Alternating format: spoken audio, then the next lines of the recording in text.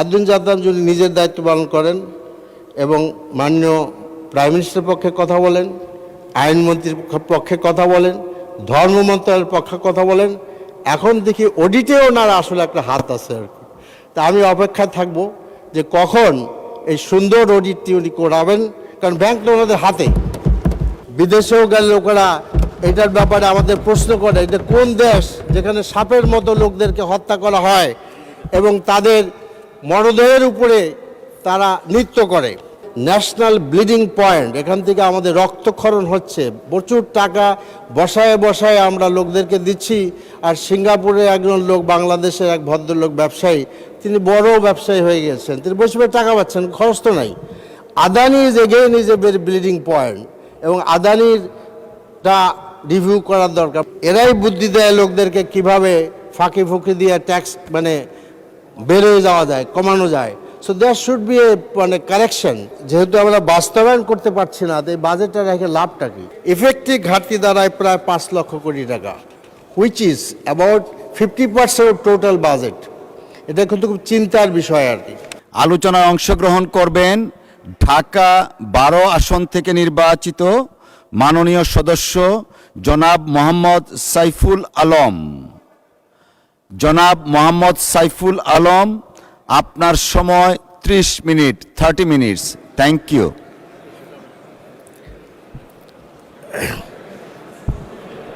আলহামদুলিল্লাহ রাব্বিল আলামিন, আসসালাতু আসসালামু আলা রাসূলিল কারীম ওয়া আলা আলিহি ওয়া সাহবিহি আজমাইন। মাননীয় স্পিকার, আপনাকে অনেক অনেক ধন্যবাদ। আমরা বাজেট নিয়ে আলোচনা করছিলাম। সরকারি দল, বিরোধী দলের পক্ষ থেকে নরম গরম প্রচুর আলোচনা হচ্ছে, আমরা অনেক কিছু শিখছি। তো এখন আমাদের দেখা দরকার যে দেশের অর্থনৈতিক সেক্টরগুলো কি অবস্থা।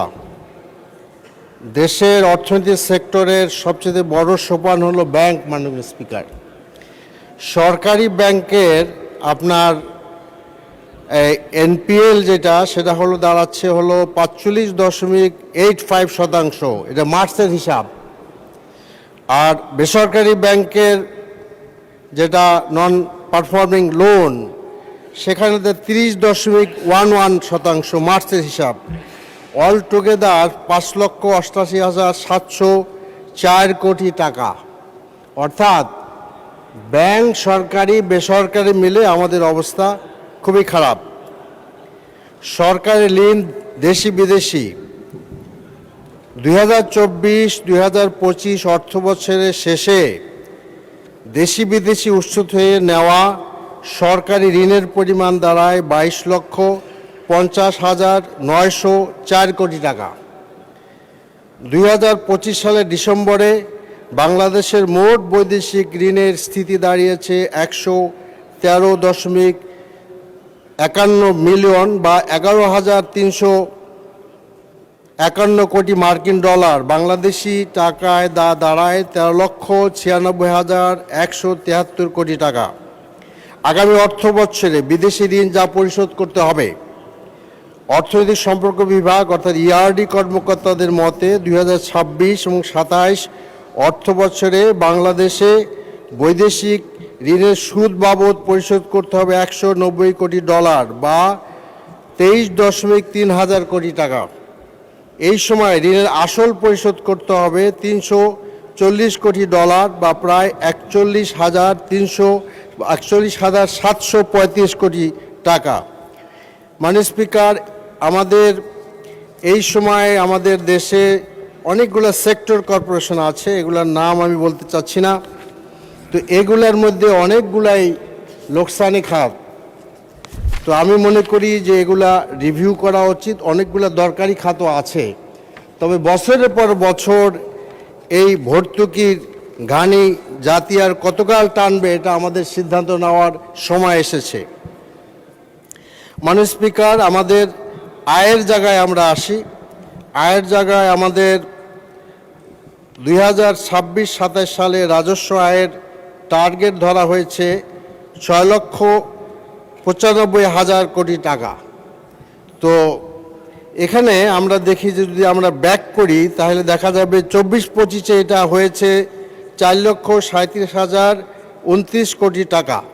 তো এখানে পরিষ্কার দেখা যাচ্ছে যে এই বাজেটে ঘাটতি বাজেট ধরা হয়েছে 2.5 লক্ষ কোটি টাকা। এনবিআর এর থেকে এটা পরিষ্কার বোঝা যাচ্ছে যে এনবিআর এর থেকে প্রায় 2.5 লক্ষ কোটি টাকা ঘাটতি হবে। তো সেক্ষেত্রে আসলে ইফেক্টিভ ঘাটতি দাঁড়ায় প্রায় 5 লক্ষ কোটি টাকা, which is about 50% of total budget. এটা কিন্তু খুব চিন্তার বিষয় আর কি। তো এরপরে আরেকটি কথা বলতে চাচ্ছি, সেটা হলো যে আমাদের অপারেটিং কস্ট বা পরিচালন ব্যয় বাংলাদেশে অনেক বড় ব্যয়। সেখানে 3,16,075 কোটি টাকা, যা মোট বাজেটের 33.70%, which is very very big. কাজে গভর্নমেন্ট শুড কনসিডার, দেখতে হবে যে আমরা এই পরিচালনের ব্যয়ের এত বিরাট বোঝা নিয়ে আমরা অগ্রসর হতে পারবো কি না। আমি প্রপোজ করতে চাই যে মাননীয় অর্থমন্ত্রী বিষয়টা রিভিউ করে দেখবেন, পরিচালনা ব্যয়টা আসলে কমানো দরকার। এমনও শোনা যায় যে আমাদের সেক্রেটারি, আগে কখনো সিনিয়র সেক্রেটারি ছিল না, এখন সিনিয়র সেক্রেটারি হয়েছে। Senior secretary, additional secretary, joint secretary, কারো নাকি মানে স্পিকার চেয়ারও নাই বসার, রুম তো নাই, চেয়ারও নাই, অথচ এদের বেতন ভাতা আমাকে দিতে হচ্ছে। কাজেই আমি খুব কনসিডারেটে বলতে চাচ্ছি যে মাননীয় অর্থমন্ত্রী একমত হয়েছেন আমার সাথে, এই পরিচালন ব্যয় আমাদের মানে অবশ্যই রিভিউ করা দরকার। এরপরে আমার কাছে মনে হয় যে দেখেন আমাদের 2020-21 সালে এডিবির বাস্তবায়ন হার ছিল 94%, ভেরি গুড। এরপর দেখেন যে 21-22 হয়েছে 82%, এরপরে 22-23 সালে 84%, এরপরে 23-24 81%, 24-25 সালে আমরা হয়ে যাচ্ছে 68%, রেকর্ডের সর্বনিম্ন পর্যায়ে বলা যেতে পারে। সেখানে হয়তো সমস্যা ছিল, অর্থাৎ এডিবিটা বাস্তবায়ন হচ্ছে না আর। তো এই জন্য আমার কাছে আমি বলতে চাই যে এডিবিটা রিভিউ করা উচিত। এডিবিটার আমাদের যেহেতু আমরা বাস্তবায়ন করতে পারছি না, তো এই বাজেটটা রেখে লাভটা কি? কাজে এইটা আমাদেরকে আমার মতে এটা একটা বিশেষজ্ঞ কমিটি দ্বারা এডিবি রিভিউ করা দরকার, যেটা প্রয়োজনীয়তা দেখা দরকার। এরিয়া বেসিসে এডিবির অ্যালোকেশন ঠিক হয়েছে কিনা এটা বলা দরকার। আর আমার কাছে মনে হয় যে আমাদের স্থানীয় সরকার প্রতিমন্ত্রী আমাদের বললেন যেটা, যে ফিসকাল ইয়ারটা চেঞ্জ করা দরকার। তো এখানে মনে হয় একটা আমরা একমত হয়ে গিয়েছি যে ফিসকাল ইয়ারটা চেঞ্জ করা দরকার। তো কাজেই এর সাথে আমি একমত, ফিসকাল ইয়ার অবশ্যই চেঞ্জ করতে হবে। এরপরে আমরা বলছি যে এখন আমাদের রাজস্ব আয়ের যে সমস্যা, এই রাজস্ব আয় আমরা দেখি যে রেস্টুরেন্টে কোথাও গেলে ভ্যাটটা ঠিকমতো আদায় হয়, অনেক সময় দেয়, কিন্তু আমাদের ভ্যাটের চালান দেয় না, যার ফলে এই টাকাটা সরকারি খাতে জমা হলো কি না এটা কিন্তু আবার নিশ্চিত না। এক্ষেত্রে আমি বলতে চাচ্ছি যে আমাদের কিছু ব্যবস্থা করা দরকার to increase the tax collection, এবং সেক্ষেত্রে আপনার more and more electronic transaction করা দরকার সব জায়গায়। এবং আমি বলতে চাচ্ছি যে introduce of electronic cash register at all shops and wholesale points, electric cash মানে রেজিস্টার থাকা দরকার।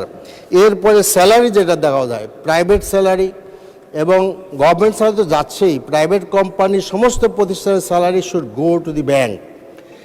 এরপরে যেটা আমরা বলতে চাচ্ছি যে একটা এনবিআরের আপনার যে ফোকাসটা, এই ফোকাসটা বড় বিজনেস যেগুলো আছে সেখানে আমাদের করা দরকার, যারা বড় বেশি টাকা আয় করে। তবে এইটা ঠিক যে কর্পোরেট ট্যাক্স কমানোর কথা সরকার যেটা বলেছেন এর সাথে আমরা একমত।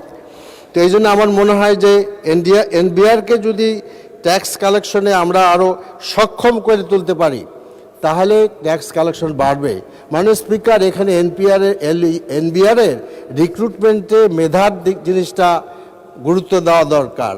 এবং আমার মনে হয় আমরা সবাই একমত হব যে ট্যাক্স কালেকশনের বড় বাধা হলো একটা মানে অসততা, দুর্নীতি।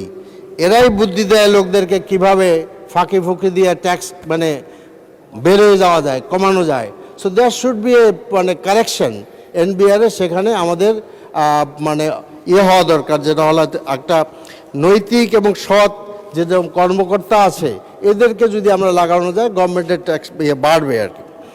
এরপরে যেটা বলতে চাচ্ছি যে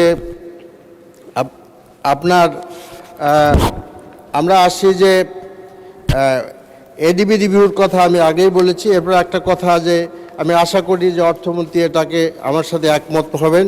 এখানে আমাদের মাননীয় এক সংসদ সদস্য মনসুর সম্ভবত ঢাকা বিশ্ববিদ্যালয়ে ছিলেন, তিনি বলেছেন সাইকেল পার্টসের ট্যাক্স কমানো দরকার।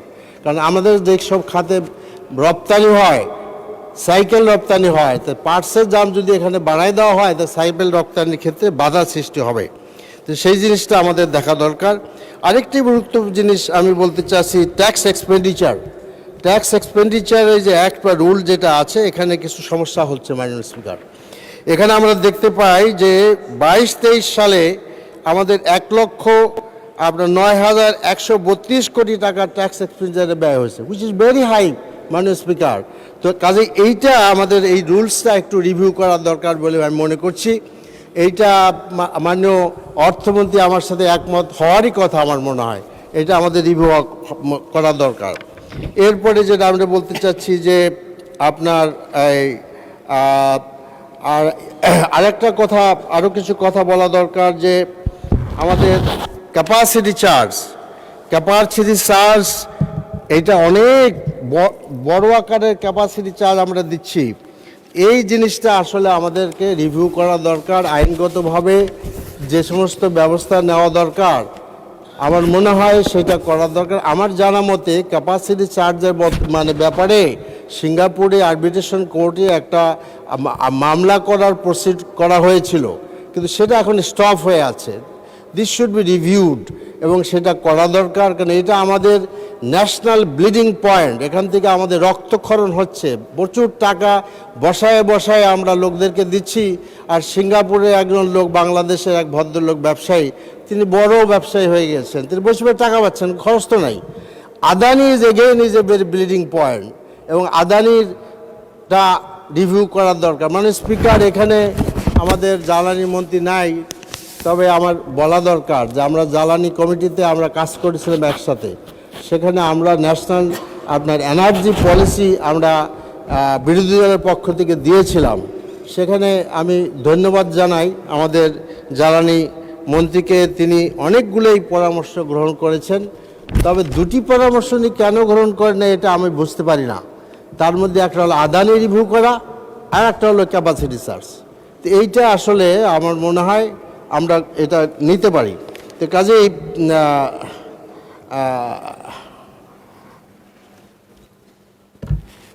একই কথা, ট্যাক্স এক্সপেন্ডিচার একই কথা। তো আমার মনে হয় যে আরেকটা কথা আমার এটা রেকর্ড হওয়া দরকার যে একটা কমিটি হইলো, সেই কমিটিতে আমরা খুব আন্তরিকতার সাথে বসছিলাম, আলোচনা করলাম। কমিটি রিপোর্ট মাননীয় স্পিকার যখন প্রণয়ন করা হয় আমরা সুযোগ পাইনি ওখানে অংশগ্রহণ করার জন্য, ইনশাআল্লাহ ভবিষ্যতে পাবো আর কি। মাননীয় স্পিকার, তারপরে যেটা আমি বলতে চাচ্ছি যে দেশের আইন শৃঙ্খলা পরিস্থিতি, কারণ দেশের অর্থনৈতিক অবস্থা যদি ভালো করতে হয় তাহলে আইন শৃঙ্খলা পরিস্থিতি যদি খারাপ হয় তাহলে দেশের অর্থনৈতিক অবস্থা ভালো হওয়া কিছুতেই সম্ভব না। তো সেক্ষেত্রে আমি একটু আইন শৃঙ্খলার পরিস্থিতি আপনি যদি অ্যালাউ করেন আমাকে, আমি মানে বলতে চাচ্ছি যে তো আপনার আইন শৃঙ্খলা পরিস্থিতিটা কি অবস্থা?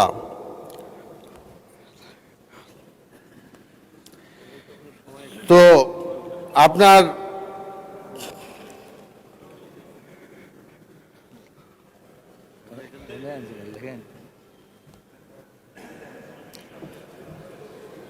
যাই হোক, তো আমার মনে হয় যে আমাদের মাননীয় আপনার গতকালকের যে গত পরশু যে লক্ষ্মীপুরের ঘটনা, এর থেকে বোঝা যাচ্ছে দেশের আইন শৃঙ্খলা পরিস্থিতি। এখানে খুন, আপনার ধর্ষণ, এগুলার পরিমাণ অনেক বেশি। 28শে অক্টোবর একটি বিরাট ব্যাপার, 2006 সালের স্বৈরাচারী সরকারের হাসিনার নেতৃত্বে পল্টনে জামাত শিবিরের কর্মীদেরকে নির্মমভাবে হত্যা করা হয়েছে, সেই মামলাটার সমস্ত নথিপত্রকে গায়েব করা হয়েছে এবং মামলাটা আর নাই। আমি আপনার মাধ্যমে স্বরাষ্ট্রমন্ত্রীকে বলতে চাই যে মেহরবানি করে এই মামলাটা রিভাইভ করুন। এটা দেশের জন্য কলঙ্ক। বিদেশেও গেলে লোকেরা এটার ব্যাপারে আমাদের প্রশ্ন করে, এটা কোন দেশ যেখানে সাপের মতো লোকদেরকে হত্যা করা হয় এবং তাদের মরদেহের উপরে তারা নৃত্য করে। এরপরে আরেকটি কথা আমি বলতে চাচ্ছি যে ওয়াশিং মেশিন, মানে স্পিকার, এই ওয়াশিং মেশিন খুব ইম্পর্টেন্ট হয়ে দাঁড়াইছে।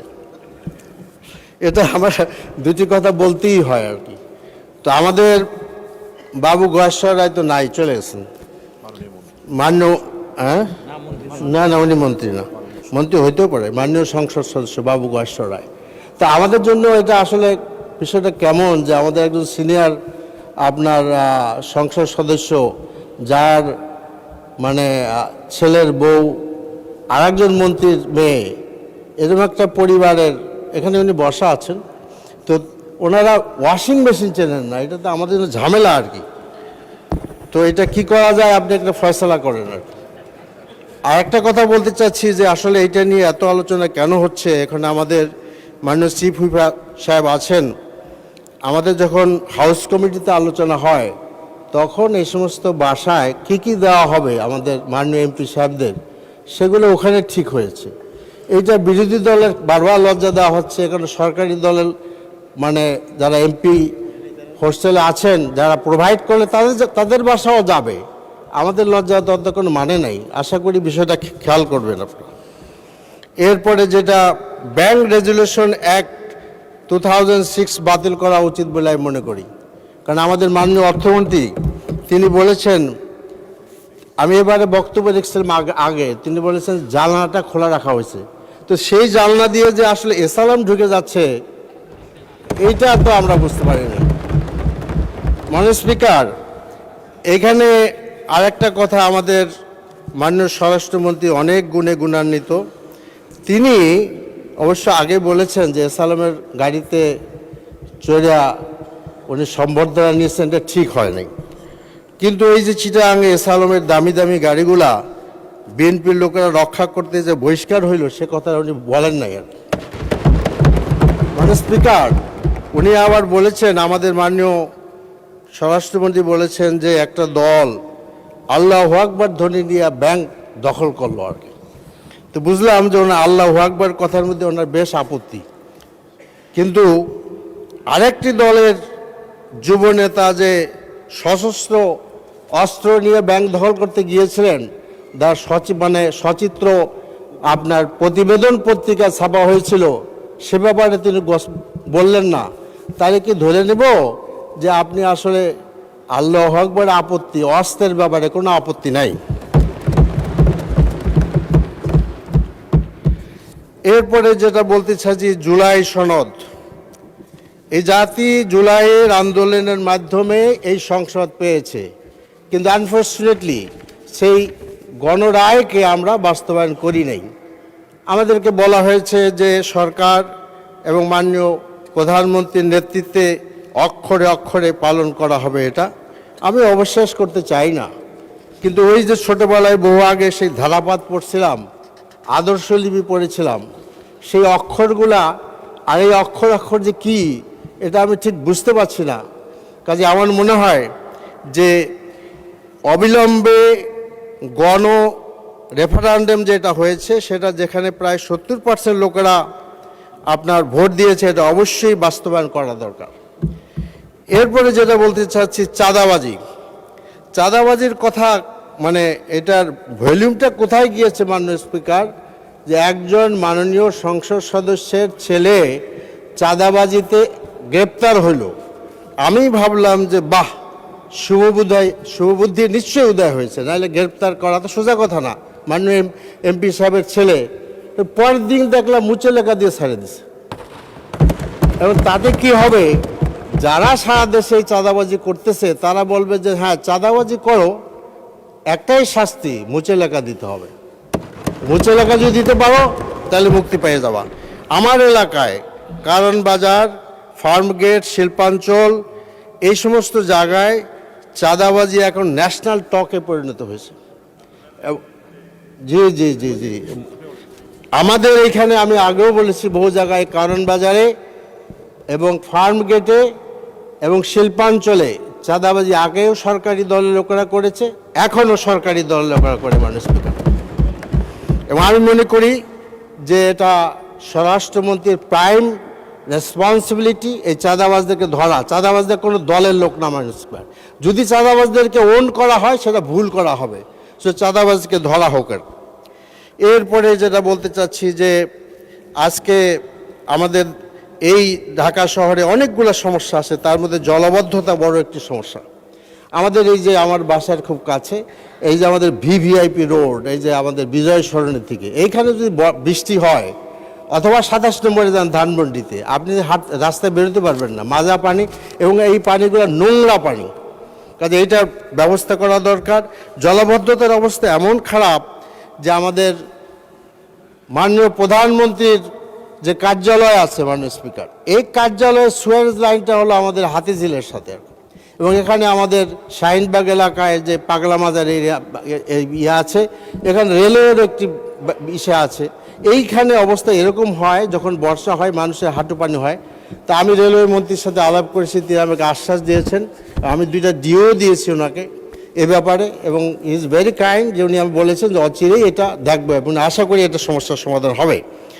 এরপরে চাঁদাবাজের অনেক নতুন নতুন সেক্টর চালু হয়েছে মাননীয় স্পিকার। এখন যে ব্যাটারি চালিত রিক্সা আছে এগুলো আমাদের শিল্পাঞ্চলে আপনার রাস্তার থেকে সরাসরি লাইন টেনে ব্যাটারি চার্জ দেওয়া হয়, এগুলোর থেকে টাকা নেওয়া হচ্ছে, এগুলো সরকারি দলের লোকেরাই করে মাননীয় স্পিকার। তো এরপরে আপনার এখানে পানি সমস্যা আছে এবং ওয়াসার পানি ঢাকাতে দুর্গন্ধময়, পানি ব্যবহার করা যায় না। ওই দুর্গন্ধময় পানিও লোকেরা পায় না। আশা করি এটা দেখা হবে। গ্যাস সমস্যা বিরাট সমস্যা ঢাকা শহরে, আমাদের এলাকার লোকেরা গ্যাস পাচ্ছে না। এরপরে আরেকটি কথা যে এই কোরবানির ঈদের মাত্র 2 দিন বা 3 দিন আগে আমার বাসার কাছে যে কলমিলতা মার্কেট, সেখানে আগুন দিয়ে পুড়ে গেল। আর আমরা সবাই গেলাম বিভিন্ন সাহায্য সহযোগিতা নিয়ে, কিন্তু সিটি কর্পোরেশনের মার্কেটে আমার জানা মতে সিটি কর্পোরেশনের সহযোগিতা এখন পর্যন্ত পাওয়া যায় নাই। মাননীয় স্পিকার, এটা কি এই জন্য যেটা আমার বাসার কাছে বা আমার এরিয়ার মধ্যে, এই জন্য কি পেলাম না?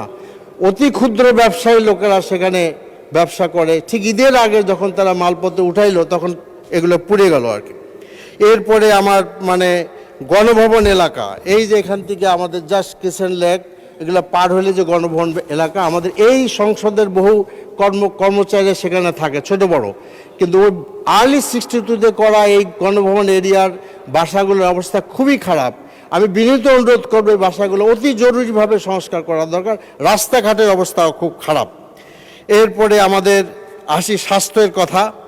আমাদের অতি প্রেস্টিজিয়াস হাসপাতাল নিটোর হাসপাতাল, নিটোর একটা অর্থোপেডিক হাসপাতালে পরিচিত। মাননীয় স্পিকার, এখানে কোনো সিটি এমআরআই নাই। আমাদের মাননীয় আপনার সমাজ কল্যাণ মন্ত্রী who is a very renowned urologist, আমি জানি তাকে, আপনি তাকে জিজ্ঞেস করেন, আরও ডাক্তাররা আছে। একটা অর্থোপেডিক হাসপাতালে যদি সিটি এমআরআই না থাকে, এটা কী করে কাজ করে? প্রায় 2500-2800 রুগী থাকে। আমি শুনেছি ওখানে একবার গিয়েছিলাম যে ওখানে নাকি ডায়াথার্মিকগুলো কাজ করে না, অ্যানেস্থেসিয়া মেশিন নাকি কাজ করে না। কিন্তু আপনার সারা হেলথ সেক্টরের মেনটেন্যান্স অবস্থা খুবই করুণ অবস্থা।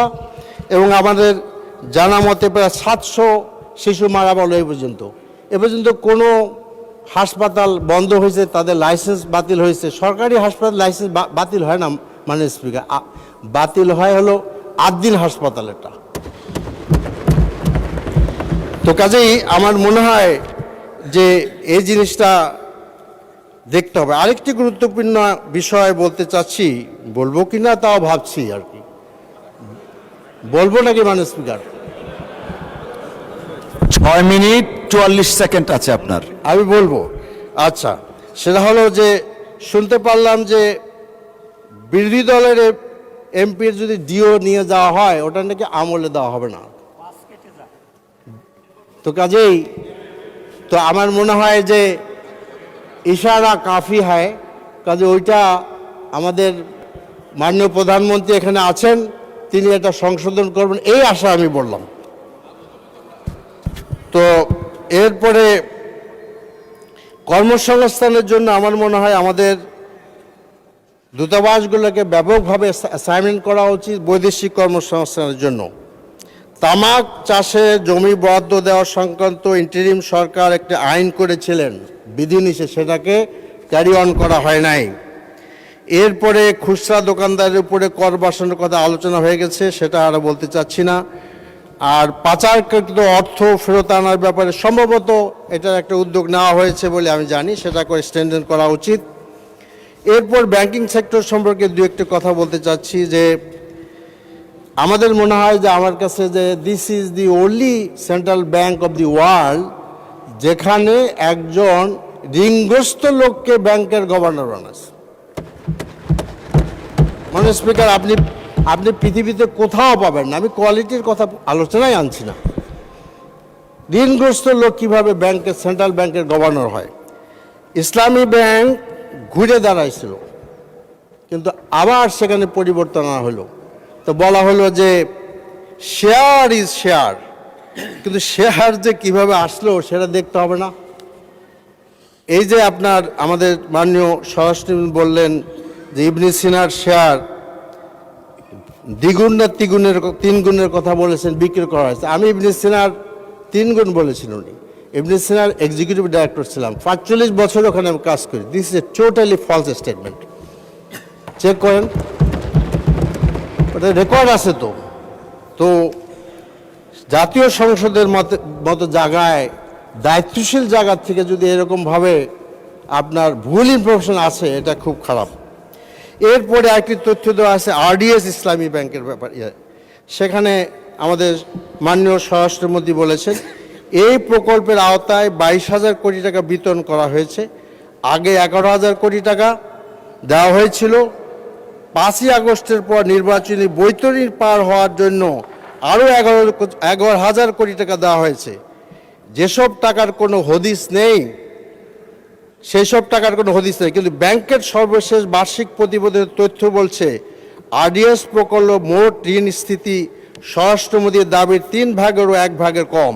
ইসলামী ব্যাংকের 2025 সালের বার্ষিক প্রতিবেদন পর্যালোচনা করে দেখা যায় মাননীয় স্বরাষ্ট্রমন্ত্রীর দাবির সঙ্গে বাস্তব চিত্রের কোনো মিল নাই।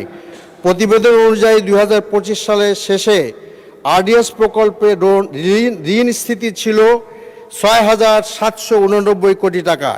এর আগের বছর অর্থাৎ 2024 সালে ঋণ স্থিতি ছিল 6,712 কোটি টাকা। সেই হিসাবে এক বছরে এই খাতে ঋণ বেড়েছে মাত্র 77 কোটি টাকা বা 1.4%। তো কাজেই আপনার এই তথ্যটা ভুল। এখন উনি বললেন কেন এরকম দায়িত্বশীল জায়গা থেকে? এই জিনিসটার ব্যাপারে আমি যেটা বলতে হয় যে আসলে মানুষ যেখানে থাকে যেভাবে চিন্তা করে, অন্যের জন্য এরকম চিন্তা করাটা স্বাভাবিক, এটা ভালো আর কি। তো আমার মনে হয় আমাদের মাননীয় স্বরাষ্ট্রমন্ত্রী বলেছেন যে ওইটা নাকি আমাদের নির্বাচনী বৈতরণী পার হওয়ার জন্য দেওয়া হয়েছে।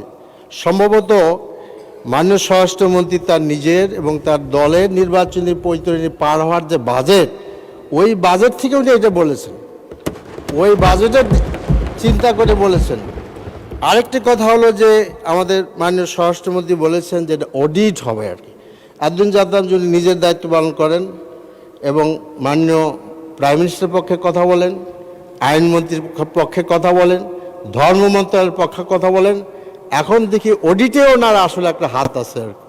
তা আমি অপেক্ষায় থাকব যে কখন এই সুন্দর অডিটটি উনি করাবেন, কারণ ব্যাংকটা ওনাদের হাতে, এবং সেটা এখানে পেশ করা হোক। মাননীয় স্পিকার, আপনাকে অনেক অনেক ধন্যবাদ। সালাম আলাইকুম।